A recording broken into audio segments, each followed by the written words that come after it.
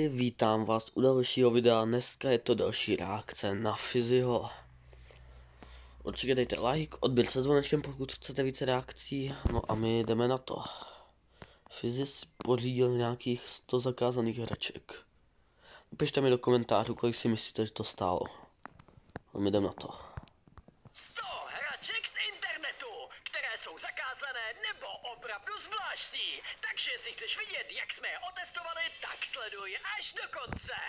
Tak jo lidi, máme tady první věc, která je úplně ta nejmenší. Přišla v takhle malý krabičce. Ne, dělám si srandu. Je to tenhle ten obří míč, který jsme tady před chvilkou nafoukli. Je to snad ten největší míč. Kolik by mohl stát takovýhle balon? Typujte do komentářů.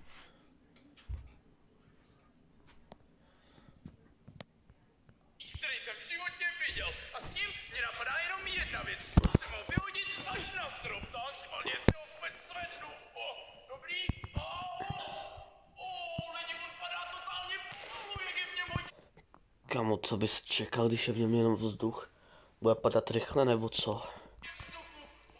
To je fakt hustý. Tenhle míč bychom si měli vzít někdy někam k moři, někam na dovču. Jiný využití mě pro něj nenapadá. Vlastně je to docela zbytečná věc. Měli bychom se asi vrhnout na další věc.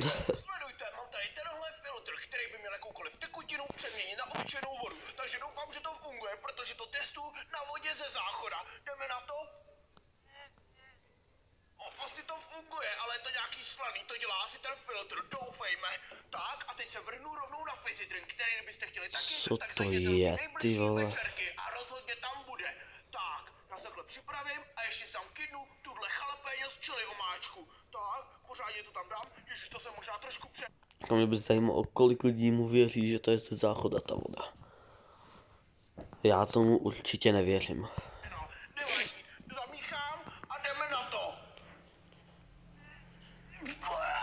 To pálí! Ne, nefunguje to, je to křáp, no. Ta voda ze záchodu byla bez tak slaná z toho záchoda. Fuj, to je hnus tohleto. Musím se jít rychle vypláchnout. Teď reálně koho to překvapuje? Koho? Prostě nikoho. Jo, lidi, jako další věc, tady mám tuhle stříkací pistoli, ale tahle je elektrická, takže je fakt hustá. No já když jsem byla malá, tak jsem měla jenom takovou tu klasickou malinkou doplňovací. A tahle se dokáže doplnit i sama, takže rovnou může mít na to. No teda? To si děláš legraci. To takovýhle bublinky, to je fakt hustý. To teda, no. Kamo, a na co to využiješ? Dělá tu bublinky super. Si už je doplněná, no, tak rovnou může mít zkusit. Tak, cože? To je extrém. To je fakt hustý. Já si myslím, že bychom ji mohli zkusit tím, že vyprinkujeme třeba Domču. Kamo, proč jsem skoro až tušil, že vyprankujou Domču. To podle mě schytává nejvíc v těch videích.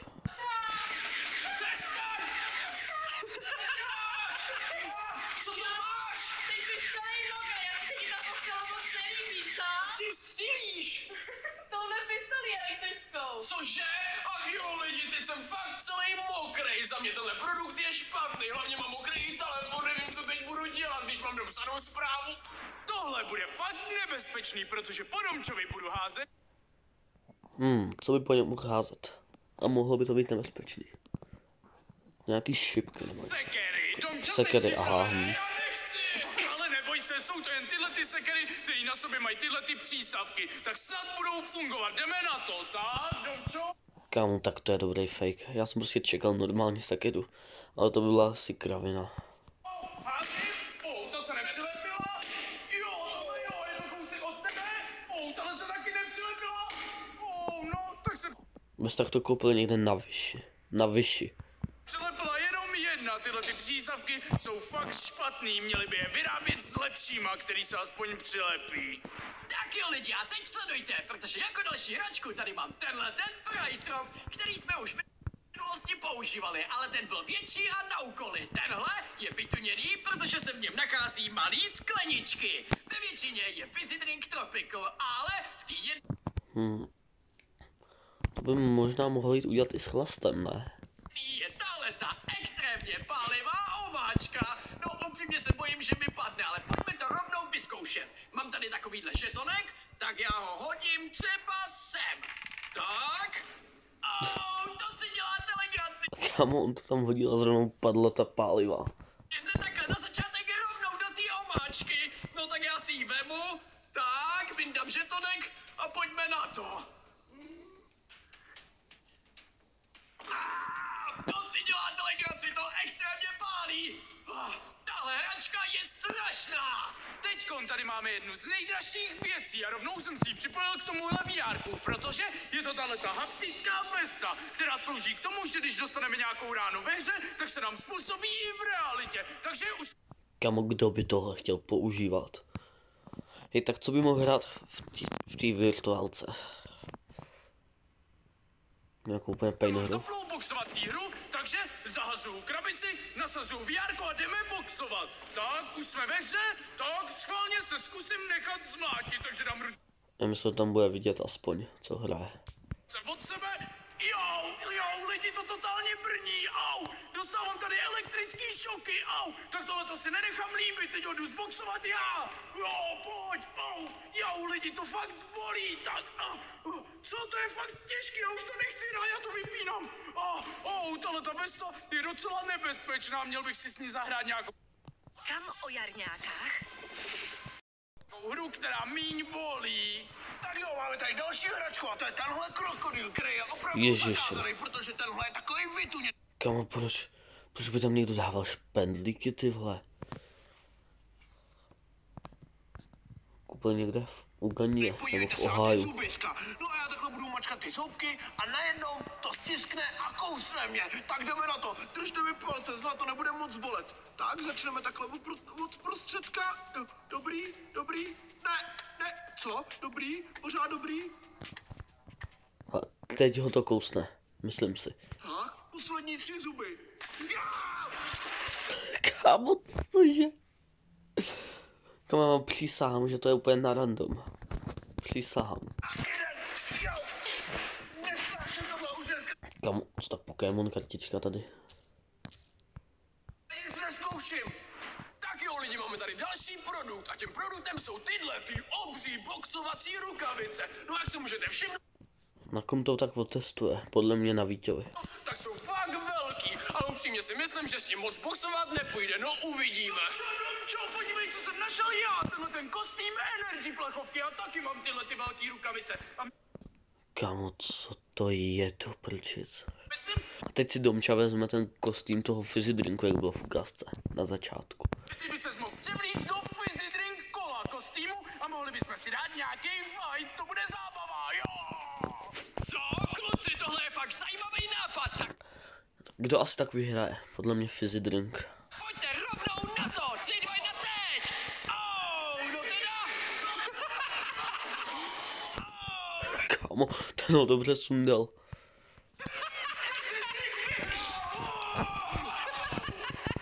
No teda, tohle vypadá fakt legračně.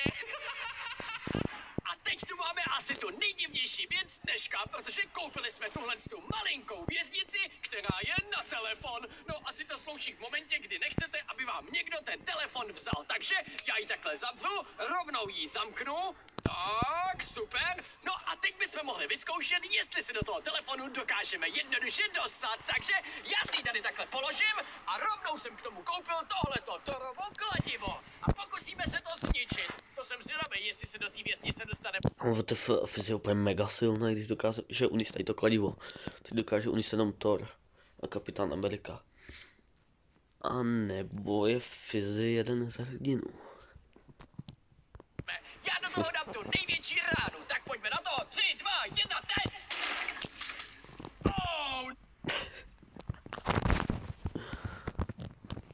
Kámo, co jako vážně? Teda, nezbylo tady vůbec nic. Kámo, reálně nic jiného jsem nečekal, když to je plastový.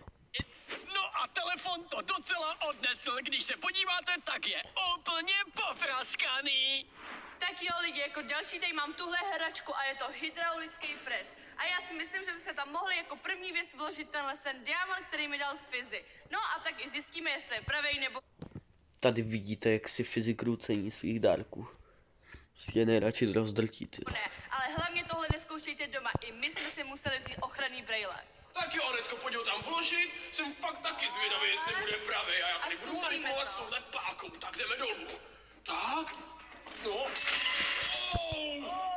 Kámo, tak tohle, jestli byl pravý diamant, tak v životě nechci vidět diamant už. Jsou hodně křehký teda.